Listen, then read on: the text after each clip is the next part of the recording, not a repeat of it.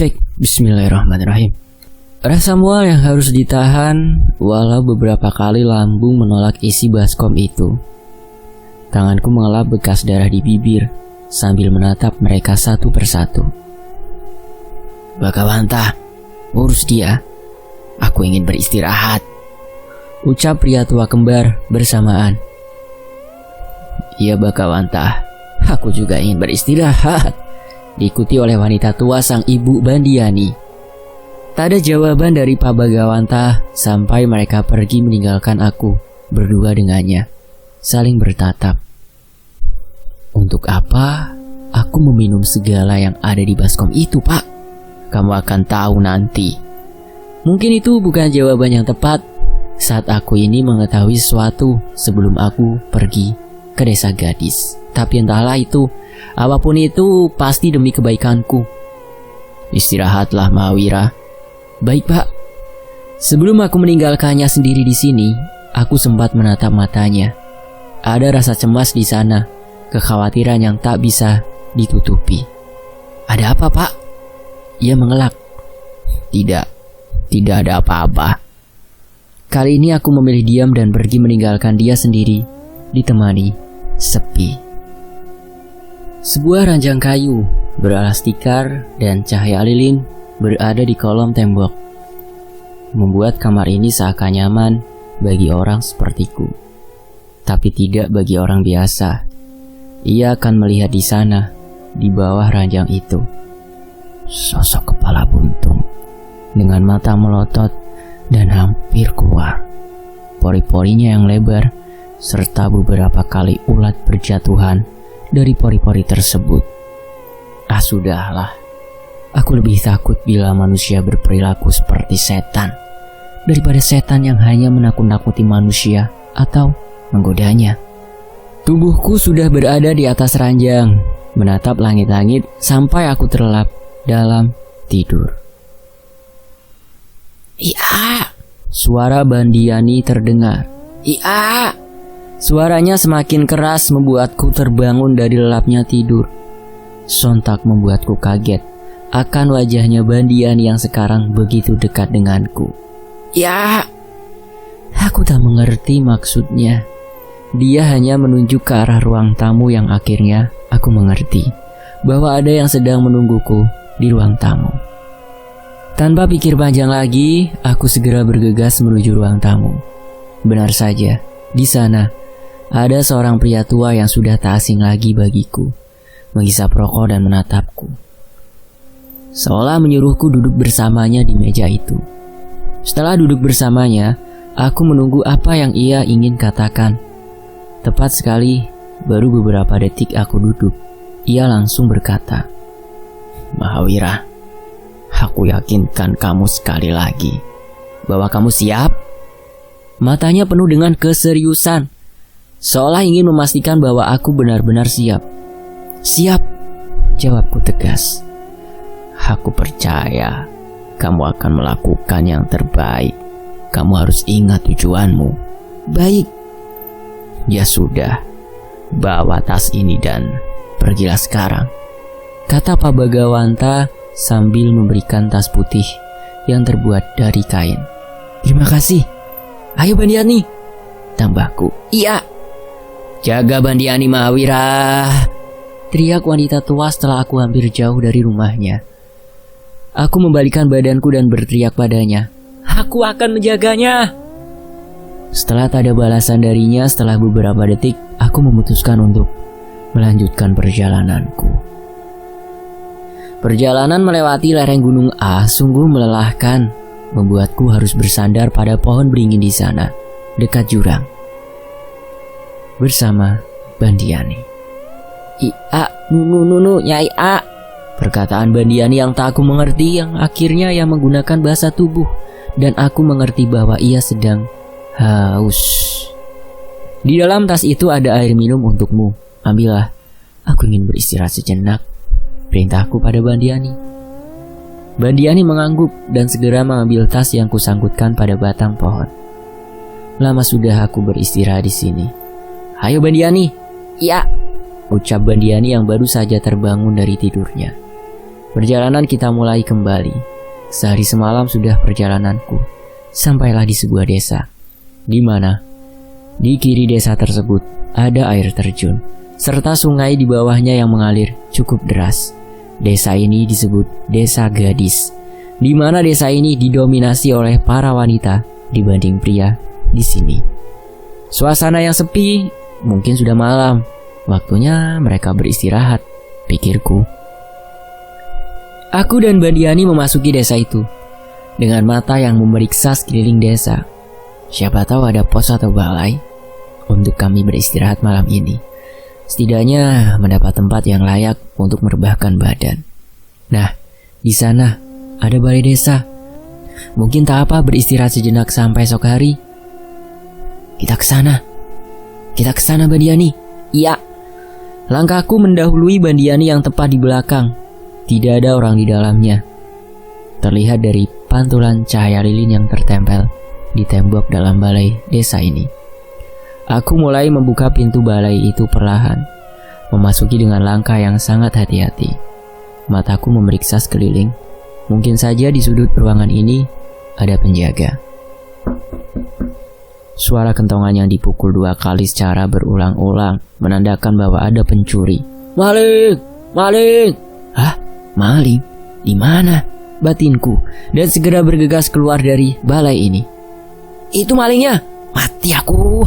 Umpatku saat melihat bahwa di luar balai ini sudah ada para warga yang berkumpul membawa senjata tajam di tangannya serta beberapa obor. Saya bukan maling, Pak. Saya hanya ingin beristirahat di balai ini karena tak mungkin mencari tempat tinggal malam-malam begini, teriakku.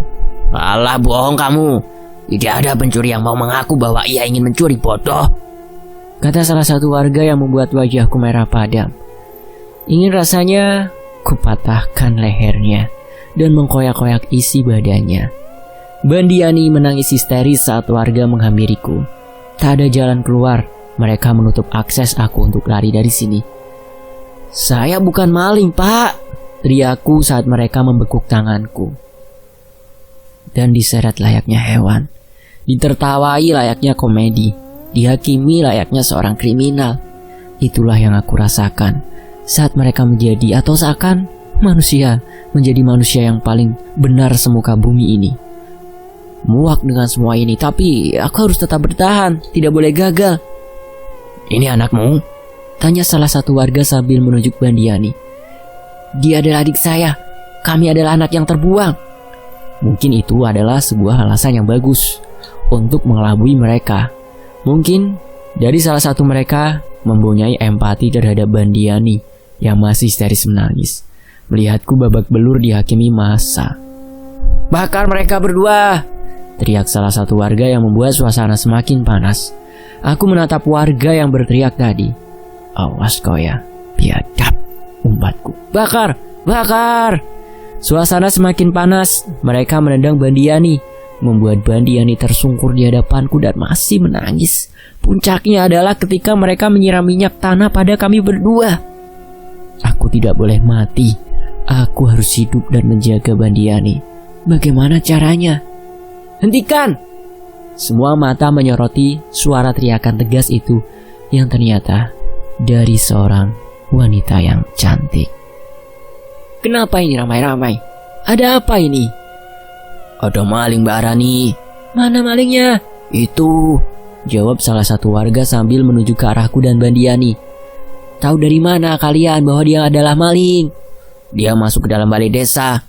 Apa benar begitu? Tanya wanita cantik itu padaku. Tidak, saya hanya ingin mencari tempat tinggal. Namun malam-malam begini mana mungkin ada.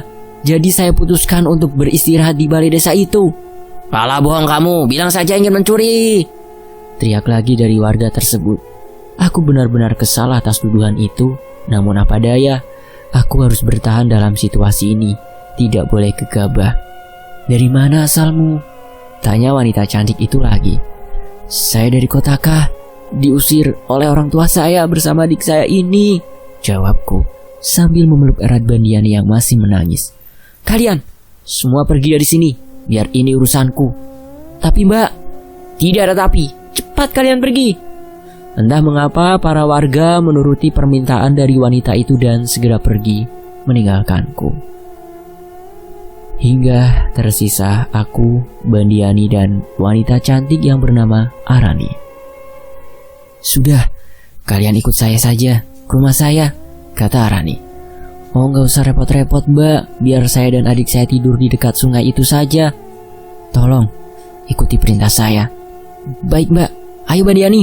Bandiani mengangguk dan Mbak Arani berjalan mendahului kami, seperti sedang menuntun jalan ke rumahnya. Sampailah di rumah yang besar dibanding rumah-rumah di desa ini. "Ini rumah Mbak?" "Iya." Aku berdecak kagum melihat rumah seluas ini. "Ayo masuk." "Ngapain berdiri di situ?" ajak Mbak Arani saat melihatku berdiri di depan pagar rumahnya sambil melihat sekelilingnya. Iya Mbak." Akhirnya aku dan Bandiani memasuki rumahnya dan berhenti di sebuah ruangan yang dikhususkan untuk tamu. Mbak ya," panggil Arani. Tak lama pula seorang wanita datang dengan nampan di dadanya. "Iya Non, ambilkan air minum untuk mereka berdua ya Mbok. Oh iya, ambilkan juga kain dan obat-obatan." "Baik Non." Setelah wanita itu pergi, Arani menatapku dan Bandiani. "Kalian sudah makan?" Aku mengangguk, sedangkan Bandiani menggelengkan kepalanya. Jawaban kita tak sama. Bodoh, memalukan saja Bandiani, batinku. "Iya sudah, obati luka kalian dulu, baru nanti kita ke ruang makan."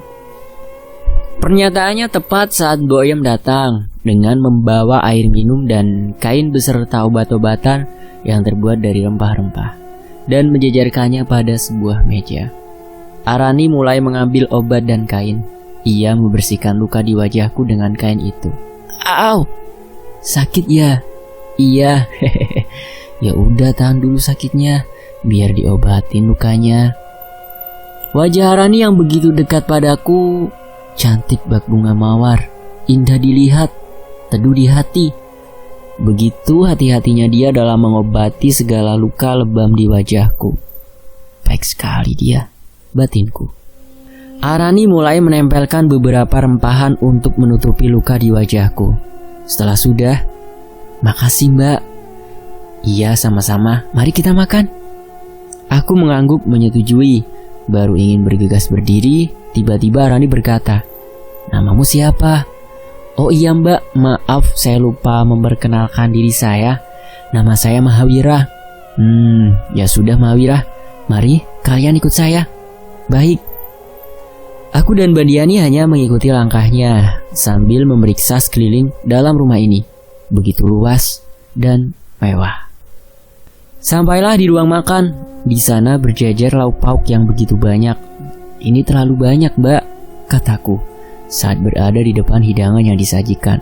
"Sudah makan saja." "Iya." Bandiani berteriak gembira dan langsung melahap makanan yang sudah disiapkan untuknya oleh Boyem. "Maaf Mbak, adik saya memang begini." "Oh nggak apa-apa, yaudah kamu juga makan." Aku tersenyum menatapnya yang berada di depanku. Hanya meja menjadi pembatas kami sebelum aku mulai menyantap berbagai hidangan yang disajikan untukku. "Makasih banyak ya Mbak atas segala bantuan yang Mbak berikan pada saya dan adik saya." Ia hanya membalasnya dengan senyuman. Aku benar-benar jatuh cinta padanya. "Oh ya Mas Mahawira, esok temani saya ke pasar. Karena esok saya ingin membeli 10 ekor ayam. Tak mungkin bila saya bawa sendiri." "Siap Mbak. Dan mulai hari ini panggil saya dengan sebutan nama saja Mas Mahawira." "Baik Arani." "Ya sudah, kalian beristirahat sekarang ya." Boyem antarkan mereka, tambah Arani.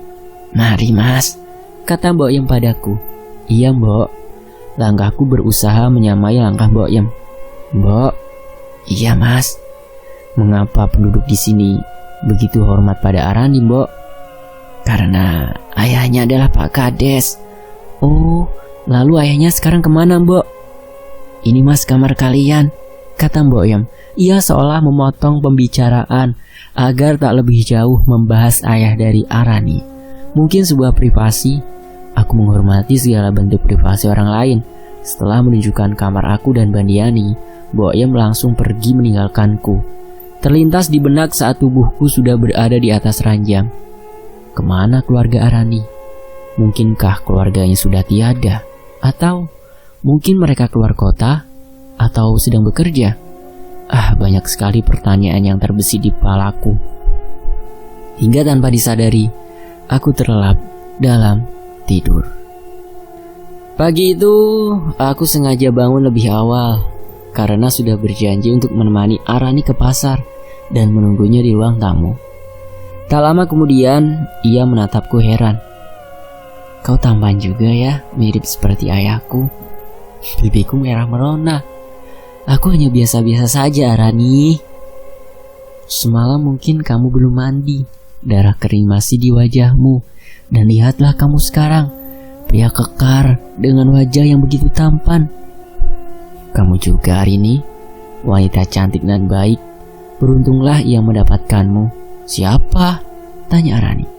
Ya siapapun itu, yang jelas ia akan sangat beruntung. Terselip senyum saat aku mengatakan itu padanya. Ia tersipu malu, terlihat dari senyum yang bersamaan dengan pipinya yang merah. Sudah Arani, mari kita ke pasar. Oh iya, aku lupa bahwa hari ini kita akan ke pasar. Dengan sontak Arani menarik tanganku, menggenggamnya. Ayo Mahawira. Aku membiarkan tanganku ditarik olehnya, seolah ia menuntun perjalanan dengan langkah kami yang beriringan. Sesampainya di pasar, para lelaki di sana menyorakiku. Ada maling! Ada maling! Rasa senang yang sedari tadi kudapatkan harus menjadi rasa sesal yang hampir tak tertahankan, ditambah rasa malu. Maling, maling! Ada maling! Teriak lagi dari warga yang berada di pasar. Tanganku mengepal keras, wajahku merah padam. Arani lagi-lagi menarik tanganku. Sudah, kita pulang saja. Tapi kita belum membeli ayam kan? Nanti suruh Mbak Yam aja ke pasar. Wah, tidak bisa begitu Arani. Jangan karena mereka mencaci aku kita tidak jadi membeli ayamnya. Sudah gak apa-apa.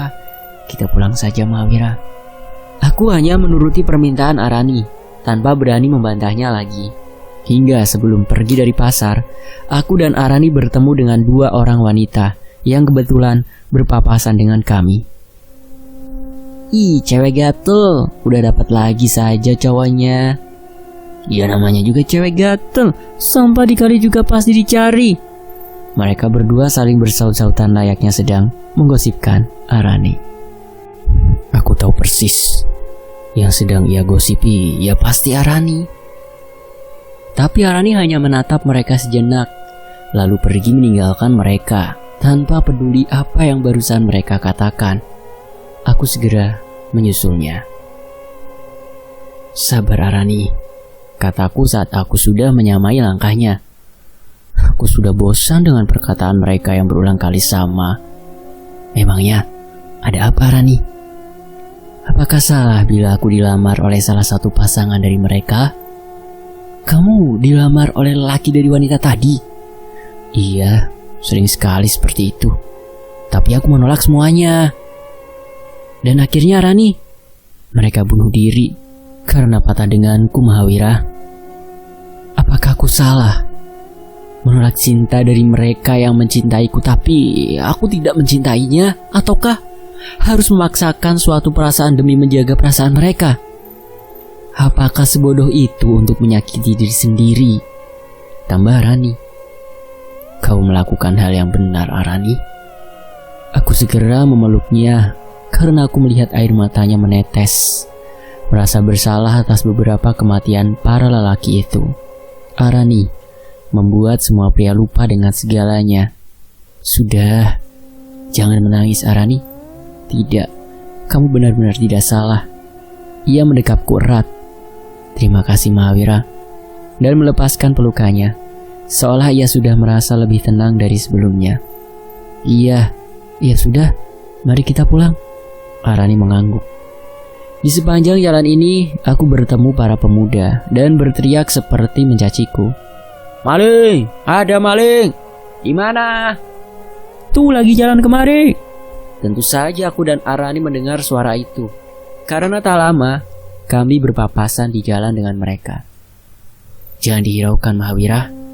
Arani seolah menyuruhku untuk tetap berjalan tanpa menggubris mereka. Aku hanya diam dan menuruti permintaannya. Sampailah di rumah Arani.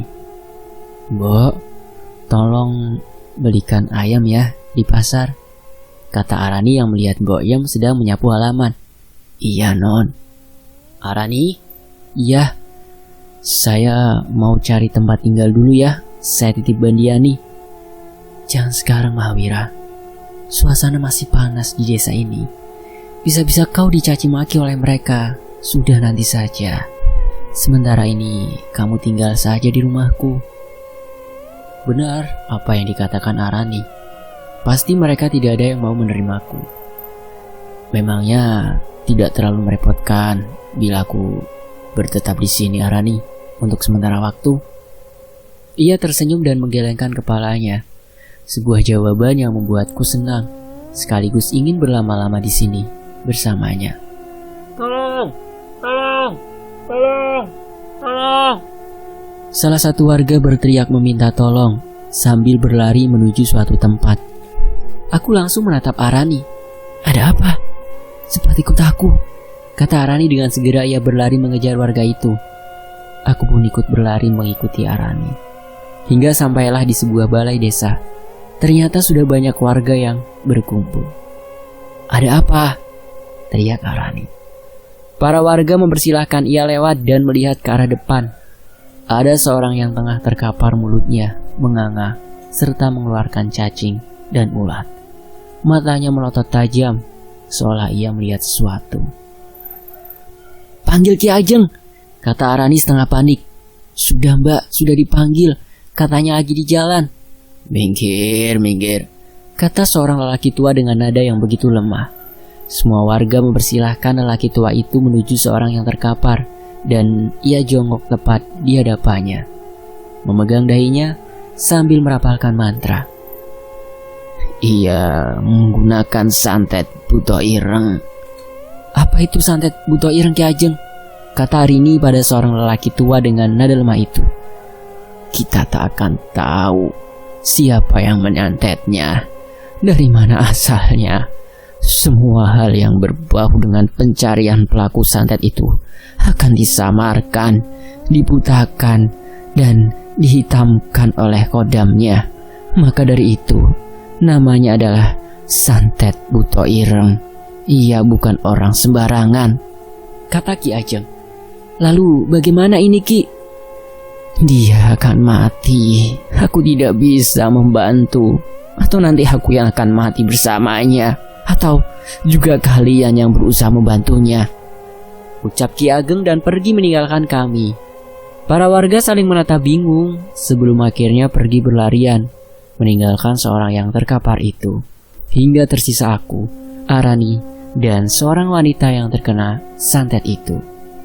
Ayo kita pergi, Mahawira, kata Arani padaku yang sedang melamun memikirkan siapa pelaku santet tersebut. Ayo Mahawira. Iya. Ayo kita pergi dari sini, Arani. Dan akhirnya aku dan Arani pergi, meninggalkan seorang wanita itu mati dengan keadaan seperti itu.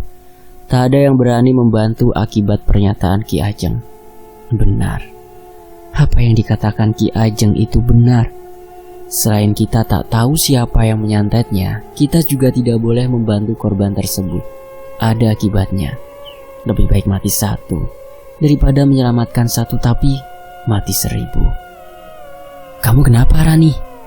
Kataku sambil menatap Arani yang mengeluarkan raut wajah cemas, seperti tidak ingin terjadi sesuatu yang membahayakan warganya lagi. Tidak apa-apa. Sampailah di rumah Arani. Raden, ayo, Mas Raden, makan dulu. Mbok sudah siapkan. Iya, Mbok. Iya, teriak Bandiani gembira saat melihatku. Ia seperti baru bangun dari tidurnya.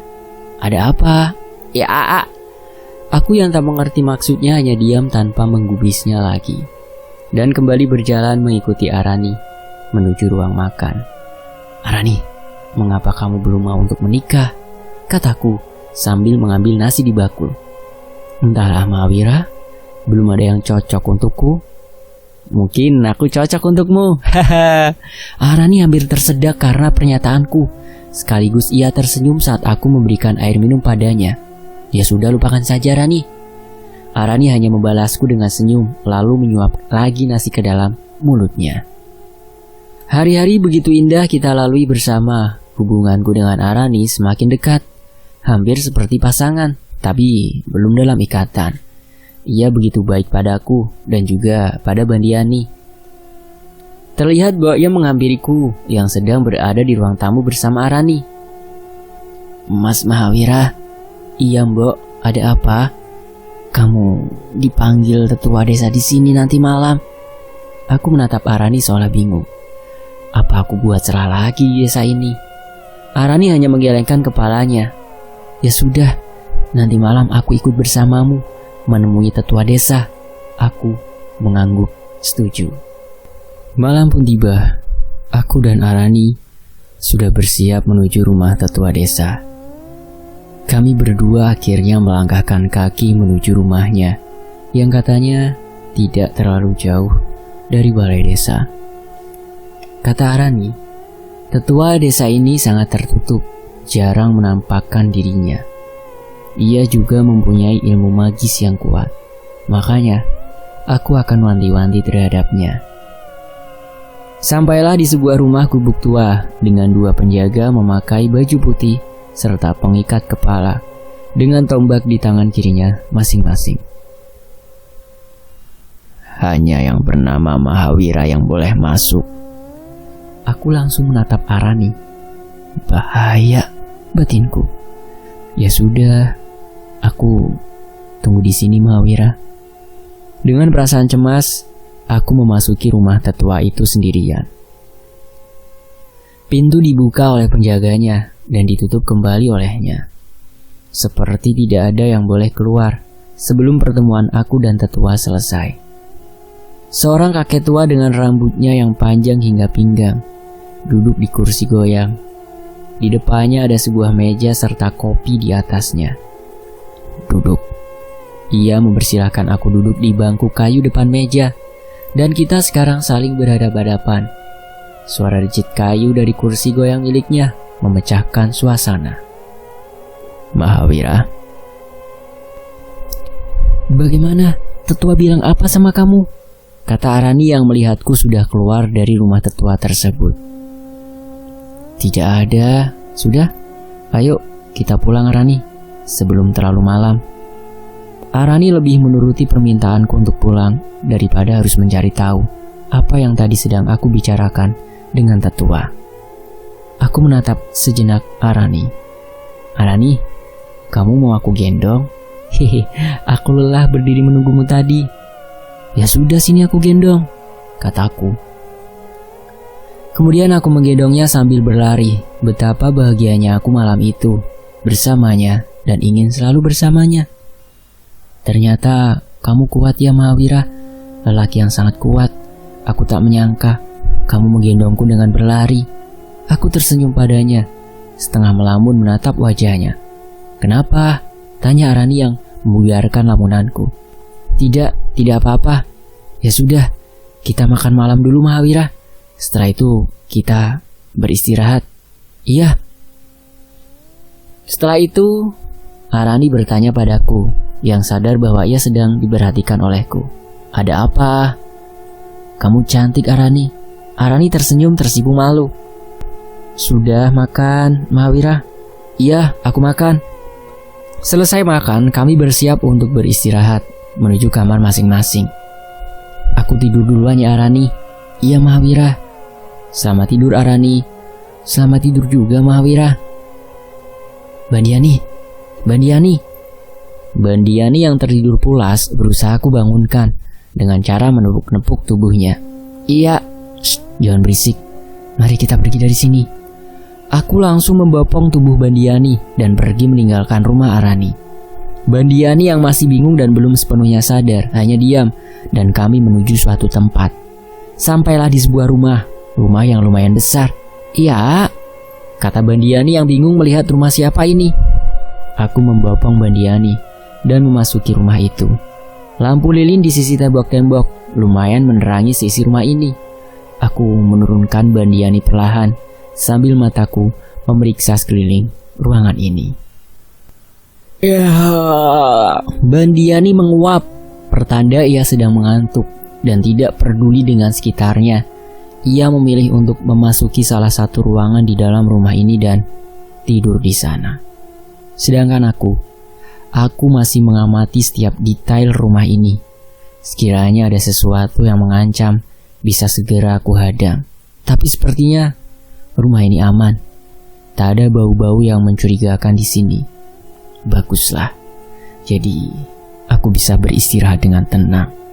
Aku berjalan menuju salah satu kamar yang ada di sini dan beristirahat. Pagi hari. Wah, tampan sekali ya. Wah, iya tampan sekali. Tetua tidak salah mencarikan calon suami untuk kita. Suara itu membangunkan aku dari lelapnya tidur dan membuka mata perlahan. Sontak membuat aku kaget sekaligus heran. Karena ada dua wanita sedang berada di ranjangku. Keduanya berada di sisi kanan dan sisi kiri. Siapa kamu? Kataku. Kamu yang siapa? Tiba-tiba tidur di rumah kami. Aku adalah Mahwira. Aku disuruh tetua untuk tinggal di sini sementara karena apa? Wanita itu bertanya ketika aku tak melanjutkan perkataanku. Tidak jadi, jawabku. Ya, teriak Bandiani dan berlari ke arahku. Loh, ini siapa? Tanya wanita itu. Ini adalah adikku. Ia bernama Bandiani. Anak kecil yang lucu. Oh ya, kenalkan nama kami adalah Rini dan Rina. Kalian bersaudara? Iya, jawab mereka bersamaan. Oh ya sudah, maafkan aku apabila bertamu tanpa beritahu kalian terlebih dahulu. Mereka mencubit pipiku dan berkata, lelaki yang nakal. Maaf, hehehe. Sudah Mahwira, ajak adikmu sarapan bersama. Baik, ucapku. Ya sudah, kami tunggu kalian di ruang makan, kata Rini. Iya. Setelah mandi, aku segera menuju ruang makan, sekedar sarapan dan ingin mengenal mereka lebih jauh lagi. Oh iya, kalian hanya berdua tinggal di sini? Tanyaku. Iya, kami hanya berdua di sini. Orang tua kalian kemana? Rini dan Rina saling menatap dan menatapku bersamaan. Meninggal. Meninggal karena apa?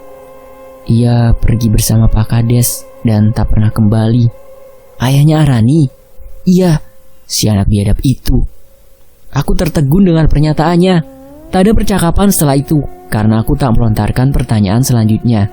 Dan selanjutnya hanya memilih diam. Hari berganti hari, semuanya berjalan begitu baik. Aku tak pernah melihat Arani lagi.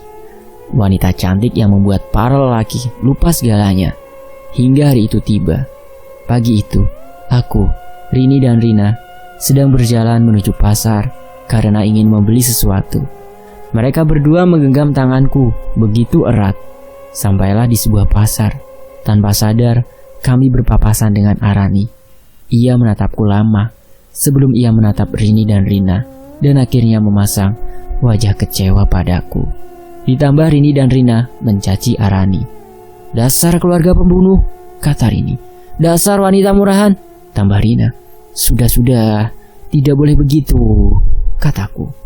Aku langsung menarik tangan Rini dan Rina, bermaksud untuk meninggalkan Arani. Tapi sebelum itu aku menatap Arani. Besok aku akan menikah. Mata Arani berkaca-kaca, menahan sedih yang amat pedih ia lihat dan dengar. Setelah itu aku memilih pergi meninggalkan Arani sendirian. Arani masih memandangiku dari kejauhan, tapi aku malah asyik bercanda dengan Rini dan Rina di pasar. Seolah tak merasa apa yang dirasakan Arani sekarang. Semua cepat sekali berubah menurutnya. Yang tadinya bahagia bisa menjadi paling menderita. Itu pun sebaliknya. Yang paling menderita bisa menjadi paling bahagia suatu saat nanti. Setelah dari pasar, kami menuju ke rumah untuk memasak hidangan untuk makan malam. Di tengah jalan, Rini dan Rina mengeluh sakit perut. Aduh, sakit banget perut aku. Aku juga sama, aku mau muntah. Weh. Mereka muntah bersamaan, muntah ulat-ulat kecil. Loh Rina, kamu kenapa? Enggak tahu mas, perut aku sakit banget. Aku berusaha membopong badannya satu persatu menuju balai desa yang tak jauh dari tempat kami. Rina, kamu tunggu di sini. Aku akan cari bantuan. Iya mas, tolong. Iya mas, pasti bantu. Siapa yang menggunakan santet buto ireng kepada Rini dan Rina? Biadab, batinku. Aku segera berlari ke tempat awal, menjemput Rini dan membopongnya menuju balai desa sambil berteriak, "Tolong! Tolong!" Para warga berhamburan keluar menuju balai desa. Rina tak terselamatkan. Ia mati dalam mulut yang menganga dan mulutnya dipenuhi ulat serta matanya yang melotot. Rini kutaruh di samping mayat Rina sebelum aku memarahi para warga. "Tolong! Kalian dengar tidak? Tolong! Jangan hanya diam! Kalian biadab!" Tidak ada yang mau membantu dan membiarkan Rini yang tergeletak di samping mayat Rina. Semua warga hanya menatap layaknya sebuah pertunjukan, di mana mulut Rini bermuntahkan darah, berbeda dengan Rina. "Mas, tolong!" Suara lemah Rini seolah tak kuat menahan rasa sakit yang dideritanya sekarang. Tolong Rini, tolong!" Aku berteriak dengan mata yang berkaca-kaca, karena pelaku santet digunakan pada Rini adalah santet amis. Santet yang membuat korban muntah darah hingga tewas. Butuh waktu sekitar 90 hari untuk menyembuhkan Rini, karena santet amis berada di urutan atas dari santet paling mematikan pada zaman itu. Media yang digunakan adalah kuntilanak merah dan darah haid. Kuntilanak dibuat nyata oleh pelaku santet. Kemudian ia disuruh meminum darah haid tersebut. Lalu sebagai alat penyiksaan adalah keris. Keris itu dihunuskan berkali-kali pada perut kuntilanak tersebut hingga kuntilanak mengeluarkan darah dari mulutnya. Seperti apa yang sedang terjadi pada korban yang mengeluh sakit pada perutnya dan darah keluar dari mulutnya. Yang menggunakan santet ini adalah ilmunya yang jauh di atasku. Siapa yang berani berbuat seperti ini? Batinku. Mahawira, ada apa? Tiba-tiba datang wanita yang sudah tak asing bagiku. "Arani, kenapa?" Belum sempat aku menuntaskan perkataanku, Arani langsung berkata, "Jangan bicara itu sekarang. Cepat panggil tetua." "Sudah mbak, sudah dipanggil, tapi dari tadi belum sampai juga," kata salah satu warga. Tiba-tiba suasana hening. Semua warga memasang wajah cemas, tapi tidak setelah tetua datang. Ia seperti membawa harapan yang telah terkubur dalam-dalam. "Terlambat," kata tetua, yang membuat warga kembali memasang raut wajah cemas, takut terkena santet. Tetua menatap Arani yang sedari tadi menatap kedua mayat itu, lalu menatapku dan mengangguk, seolah memberikan kode bahwa pelakunya adalah Arani. Aku menggelengkan kepala saat menatap Arani, seolah tidak percaya bahwa dia adalah pelakunya. "Sudah, kuburkan mereka," perintah tetua. "Tapi, apa tidak bahaya jika kami menguburkan mayat itu? Apa kami akan selamat?" "Kalian takut pada apa yang sudah mati?" Kemudian para warga hanya terdiam dan segera membopong mayat-mayat itu dan membersihkannya sebelum mayat-mayat itu memasuki liang lahat. "Arani, ikut aku. Dan Mahawira, kau urus mayat mereka." Aku mengangguk menyetujui. Sehari setelah penguburan mayat Rini dan Rina, malam harinya, "Arani, lihat itu. Lihat lelaki yang kamu cintai." Aku yang sedang menyetubuhi mayat Rina harus menengok pada suara keras tersebut. Sontak membuat aku kaget sekaligus malu karena ada Arani, tetua dan warga. Aku segera lompat dari liang lahat dan mataku memeriksa sekeliling. Ada beratus orang-orang suruhan tetua berkumpul di sini. "Arani, lelaki yang kamu sayangi, kamu lindungi. Ia adalah pematah, sama seperti ayahmu. yang tak pernah selamat. Pernyataan itu membuat Arani kaget. Pematah? Tanya Arani. Pematah adalah orang-orang yang melawan takdirnya sendiri. Setelah ia dicap menjadi pematah, ia akan sesukanya mengatur takdirnya. Tapi itu tidaklah mudah. Banyak ritual yang tak masuk akal harus dijalani. Ya, seperti yang kamu lihat ini. Benar begitu Mahawira? Kau yang menyantet para wanita-wanita itu? Tanya Arani. Wajahnya memendam rasa kecewa. Bukan Mahawira yang menyantet para wanita itu, tapi anak yang di sebelah Mahawira. Bandiani? Kata Arani heran. Ya, ucap tetua. Bagaimana bisa? Ingat wanita yang terkena santet Buto Ireng? Iya, saya ingat. Wanita itu sudah tertarik pada Mahawira karena Mahawira menggunakan pelet wajah. Hanya beberapa jam setelah bertemu Mahawira di pasar itu, ia langsung mati terkena santet. Tak ada yang tahu siapa pelakunya karena ia menggunakan santet Buto Ireng. Hingga akhirnya aku mencurigai Mahawira dan aku memanggilnya untuk menemuiku. Apa yang kalian bicarakan? Tanya Arani. Tetua menatapku sebelum ia menceritakan apa yang kita bicarakan saat itu. Dan inilah dia percakapan aku dan tetua waktu itu. Mahawira? Iya tetua. Aku tahu kau dan adikmu yang menyantet wanita itu. Aku ada sebuah penawaran untukmu. Apa tetua? Kau jangan tinggal lagi di rumah Arani, atau identitas kau saya bongkar dan mengusirmu dari sini. Waktu itu aku menimang-nimang pilihan. Begitu aku mencintai Arani, jauh darinya sangat menyiksa bagiku.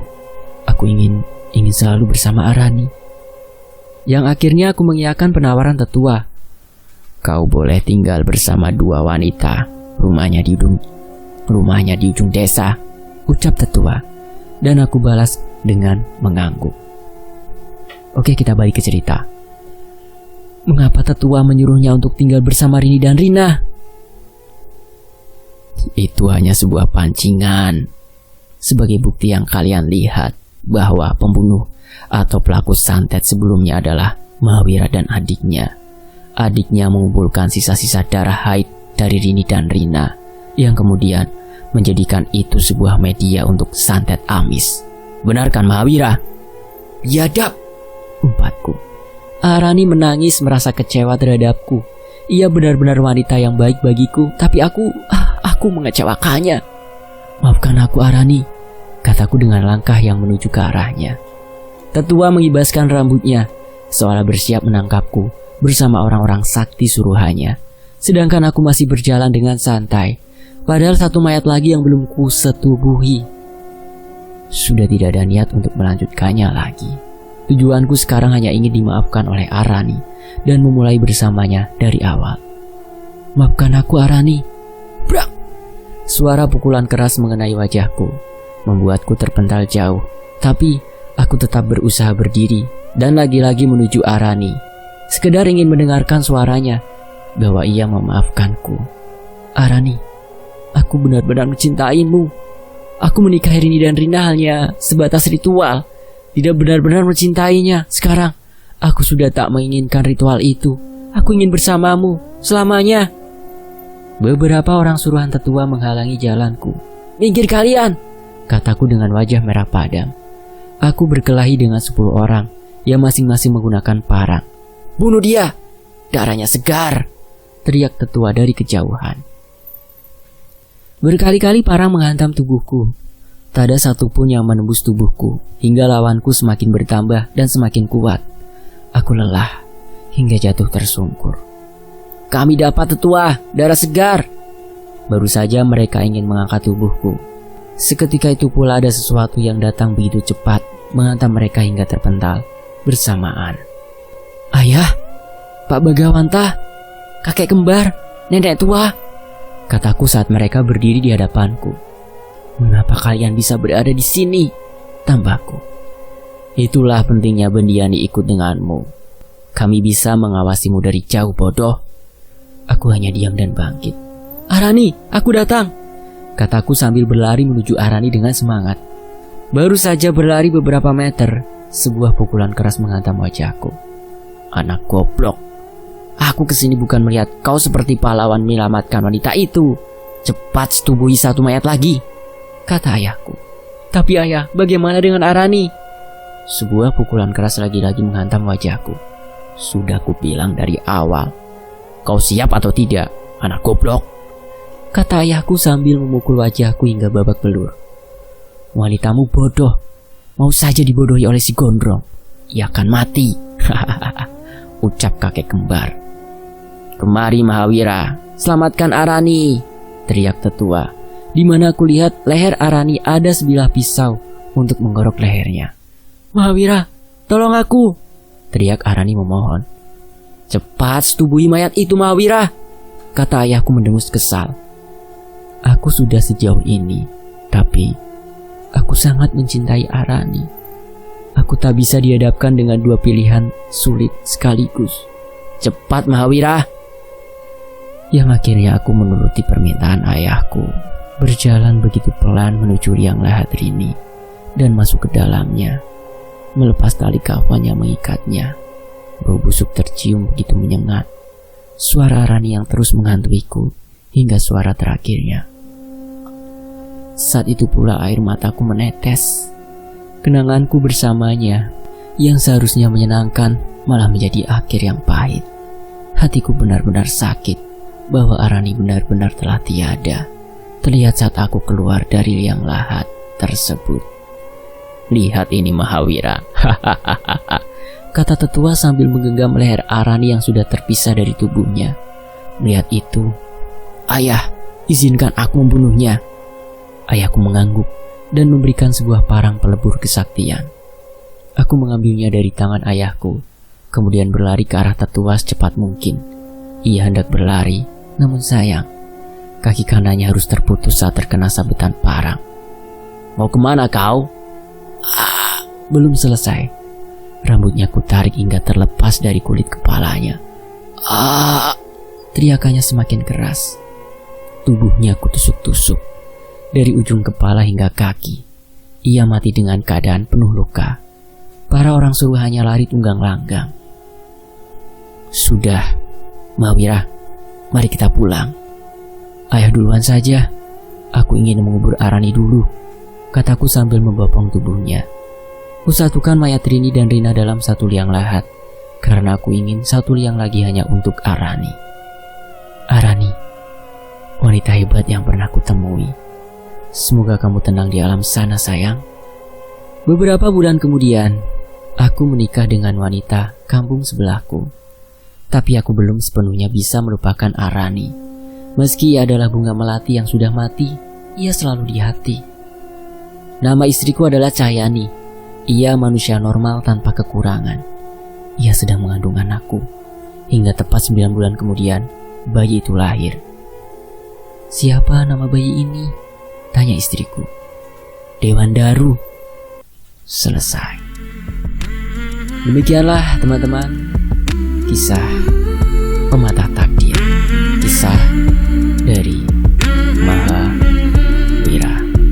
Semoga teman-teman bisa mendapatkan hikmah dari kisah ini. Terima kasih Roy sudah menuliskan cerita ini dan sudah mengizinkan kepada channel Fakta Sejarah untuk membawakannya. Dan terima kasih buat teman-teman. Sampai jumpa di kisah lainnya, tetap di Fakta Sejarah. Wassalamualaikum warahmatullahi wabarakatuh. Alhamdulillahirabbil alamin.